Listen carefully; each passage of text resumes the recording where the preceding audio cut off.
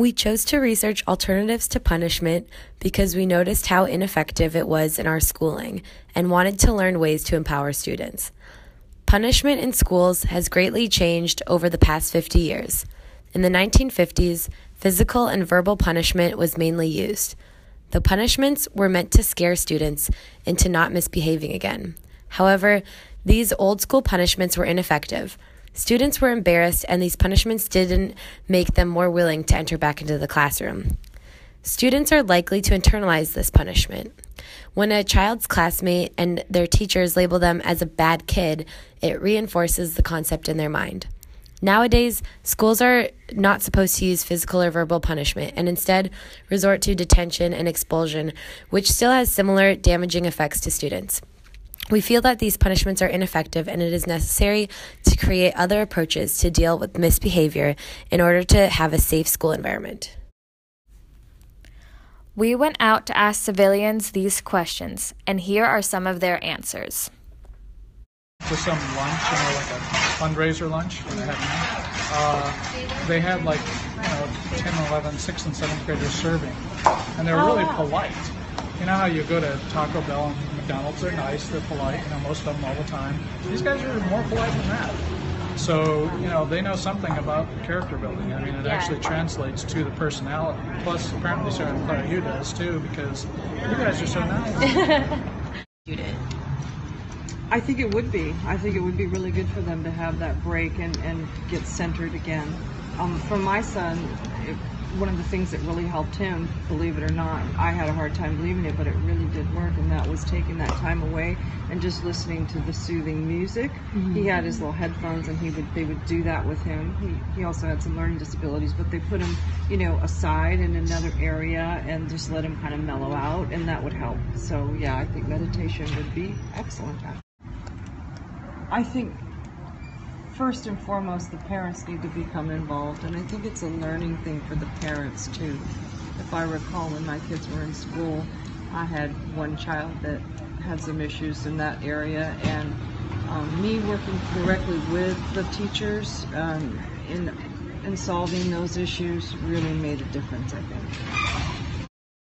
Okay, so the most important part of school, I believe, which can't be achieved in the home, is the social atmosphere. And I believe especially when kids are younger, how they interact with other children and how they interact with other adults can really become formative for how they interact with other people when they grow up. So if a school provides a good social atmosphere for children, then it'll build good character and a character of good quality and behaviors for the future. Awesome. And how do you think schools should treat misconduct? They should definitely be, punishment isn't the right word because it doesn't have a good connotation to it, but it shouldn't be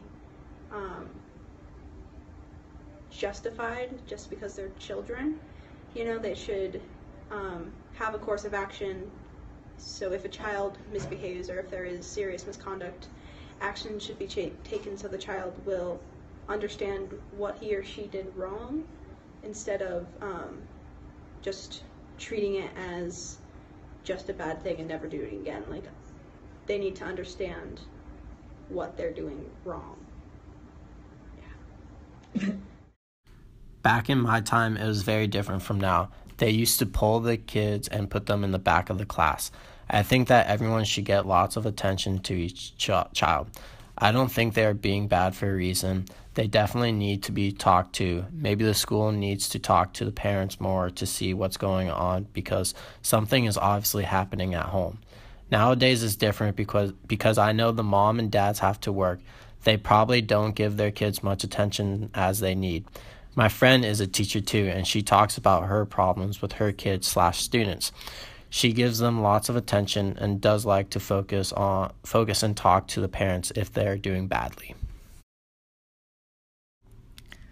You have to think of what the source is causing the kid to act out that way. Is it the parent's absence? Is it a bad influence? It is just not one thing. You have to do a broad perspective and see Try to find where the sources came from, where they punish the kid. Different things work with different kids. No one way to go about it. Timeout works for some, but not all. Meditation might work for other kids, but not all. When going out into the field to collect data, one thing that we thought of is that the interviewee may say something that they may not believe in to look better in our eyes. Examples could be that they agree with alternative punishments and may not say what punishments they really do. Let's say a parent says, "Of course, I would never spank my kids," but in reality, they may have done it once or twice. We made sure to take these possible biases into account while deliberating.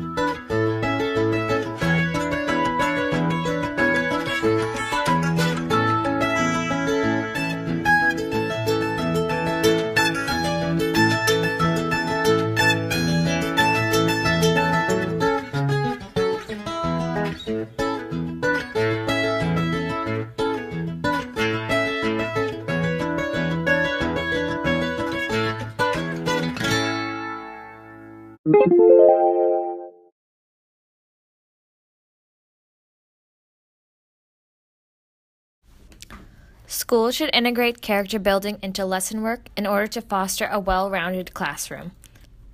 This would offer students a chance to grow their ability to act on their values. This would reduce misconduct in the classroom because of students' increased accountability of their actions. Students should be given individual responsibilities in the classroom, which will give them ownership over their learning, so they feel that they can accomplish tasks. Set goals in the classroom so they are always striving for high achievement. Teachers should create various reflection opportunities so students can be conscious of what they need to work on. Incorporate teaching morals into the lesson plan. Foster a team between teacher and students, using mutual respect and communication.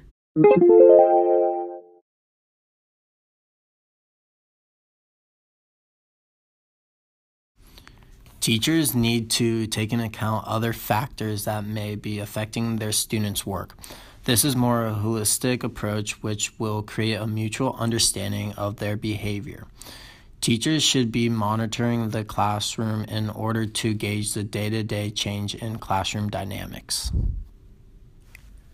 Teachers should build connections with their class so students feel comfortable turning to their teachers in times of need. Teachers can do this by listening and using the information to adapt the lesson for them. Teachers should be cognizant of the community their students come from.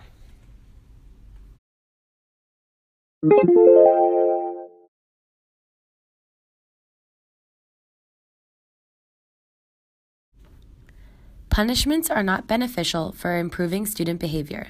Sometimes it makes students less motivated to be productive in the classroom. Alternative resources promote student well-being and provides them a different outlet to participate in an effective learning environment.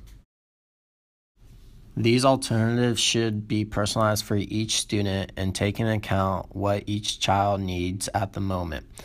Parent involvement is crucial and can be promoted through frequent parent-teacher communication. Classroom integration with the art, core classes, and physical education can keep students engaged in the material and provide them opportunities for higher order thinking. When students are more motivated about a subject, they would be less likely to misbehave.